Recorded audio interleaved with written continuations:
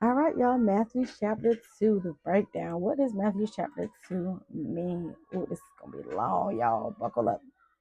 I'm going to have to speak fast because this is a long one. So, Jesus has been born to Mary, who is now married to Joseph, after the couple was informed of his miraculous birth by angelic messages. Matthew 1:18 through 25. Chapter 1 explains the genealogy and the conception of Jesus. Chapter 2 describes crucial moments in his infancy. Chapter 3 will resume the narrative after a long gap, picking back up where Jesus is an adult. Me pause this because, baby, I'm distracted. A group of wise men from the east arrives in Jerusalem sometime after Jesus is born. These men are labeled using the Greek term mangoi, mangoi, magoi, in which in Persian and Babylonian culture refer to those who study astronomy, prophecy, medicine, and religion. Some also dabbed in sorcery and fortune telling. These particular wise men are on a quest, and what they seek is troubling news to King Herod. They look for someone born. They look for someone born king of the Jews. The scholars have come in response to some astronomical sign, which they call his star. Though they are not Jewish, these men apparently study ancient Jewish scriptures, so they began their search in Jerusalem. Matthew chapter 2, verses 1 through 4. No, ma'am, you just had juice.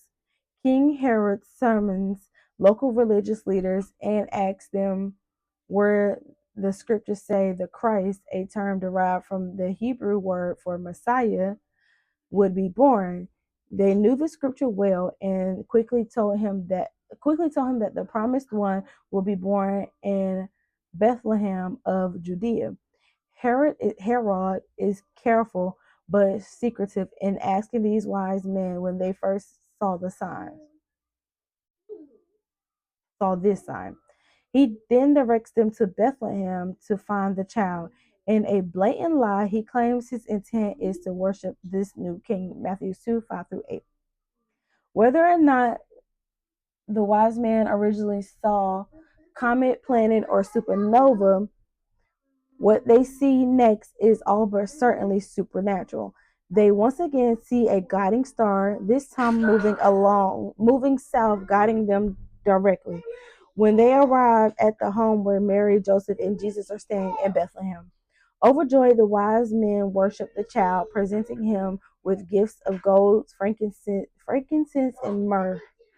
Each of these gifts is practical and valuable, as well as carrying a prophetic meaning. Despite Herod's command, these men leave town secretly by an alternate route.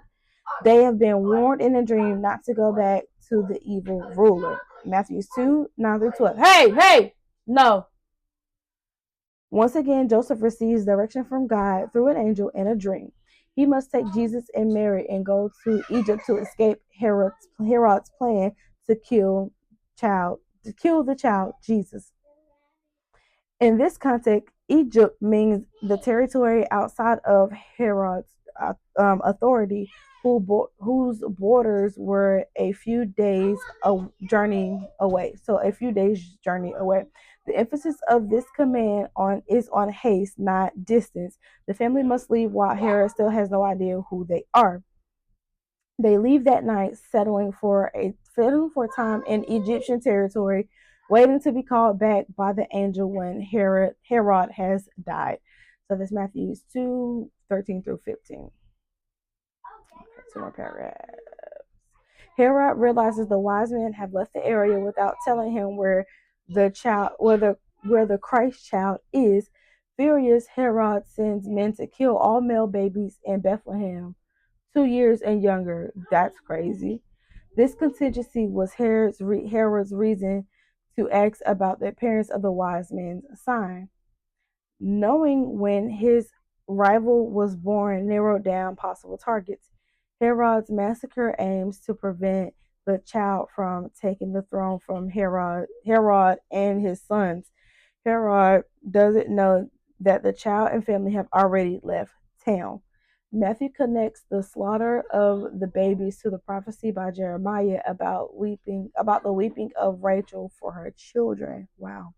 Matthew 2:16 through 18. Dang, as a baby, they had a price tag on his head. Jesus.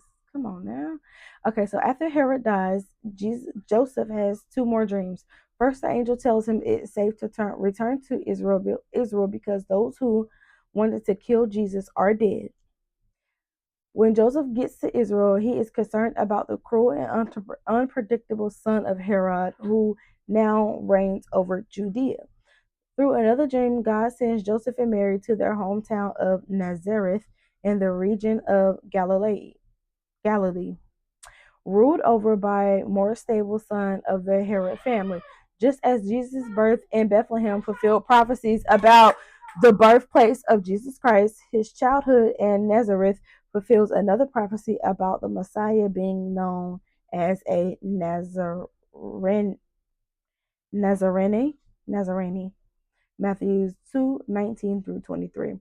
So the chapter context. The Gospel of Matthew clearly shows the influence of its writer's background and his effort to reach a specific audience. Matthew was one of Jesus' 12 disciples, a Jewish man and a former tax collector. This profession would have required literacy, and Matthew may have transcribed some of Jesus' words as they were spoken.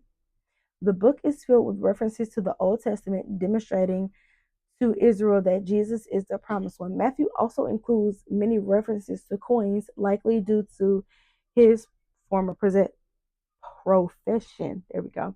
Matthew records extensive accounts of Jesus' teaching, more than the other three Gospels. Okay, period. So, Matthew chapter 2, breakdown part 2.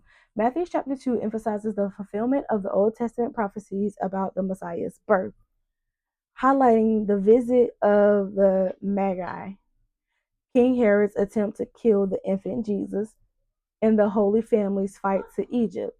It showcases God's protection and guidance through dreams and angelic warnings, demonstrating his sovereignty and care for Jesus and his people. No, ma'am. The chapter also underscores the importance of recognizing and worshiping the true King, as exemplified by the Magi. So the breakdown part 2, breakdown.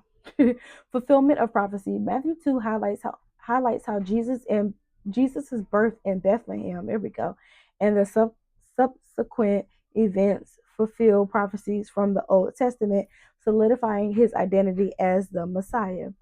Visit of the Magi. The arrival of the Magi from the east, guided by a star, demonstrate that Jesus is not only the King of the Jews, but also a light to the Gentiles, fulfilling prophecies of nations coming to worship him okay, they're coming to worship him. The prophecy is being fulfilled. King Herod's threat. King Herod attempt to kill the infant Jesus reveals the opposition that Jesus would face throughout his life, highlighting the conflict between good and evil. Flight to Egypt and return. God's protection of the Holy Family through a dream leads them to flee to Egypt and later to return to Israel and settle in Nazareth, demonstrating God's guidance and provision. Significance of gifts. The gifts of gold, frankincense, and myrrh, presented by the Magi, symbolizes Jesus' kingship, divinity, and sacrifice. Okay, now. All right, so that's all I have for Matthew chapter 2, and I'll see you guys tomorrow for chapter 3. I'll see you. Bye.